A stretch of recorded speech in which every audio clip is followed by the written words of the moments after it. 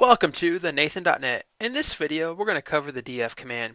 The df command reports file system disk space usage. Df differs from du because it looks at the file system and not just files or directories. First, let's take a look at the man page. You can see here it says df is a report of file system disk space usage.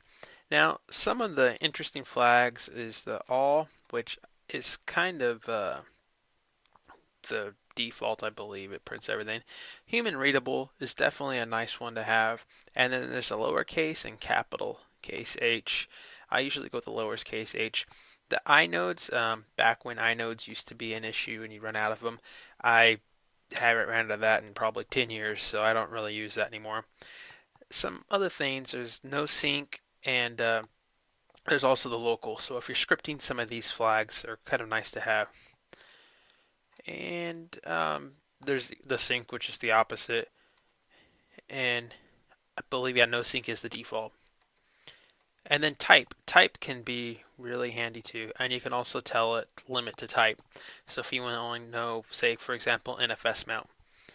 So that is pretty much it. I suggest you check that man page out though. So first thing, let's take a look at df with no output. And you can see here it's actually it is doing human readable here with the lowercase h, so there must be an alias set up for this, but it's a kind of nice command. So I usually pass it there's the all, so the all is not the default, but it is showing up some that are not there. And then we could do the h lowercase, and then we can also pass it the t for the type.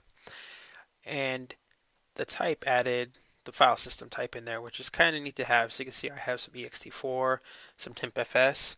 Let's plug in, actually.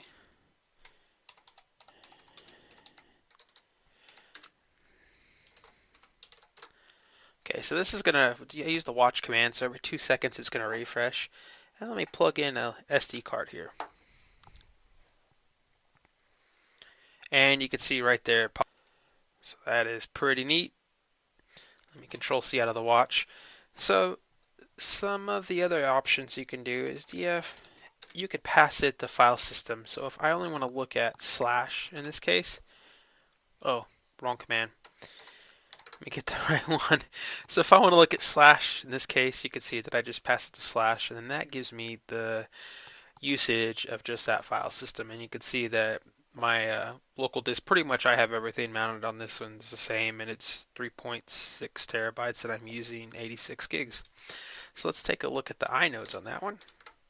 You can see that the inodes is only used as 1%, and that's something else that is a nice thing it gives you.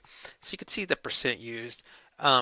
These dev devices I wouldn't worry about. You can pretty much ignore most of them.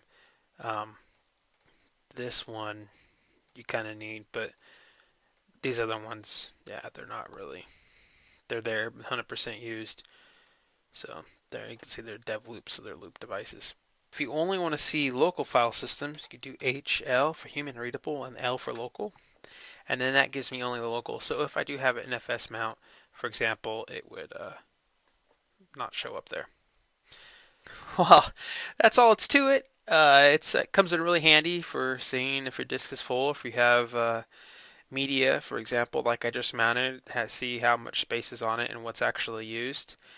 So check it out. Look at the man page. Thanks for watching. Bye.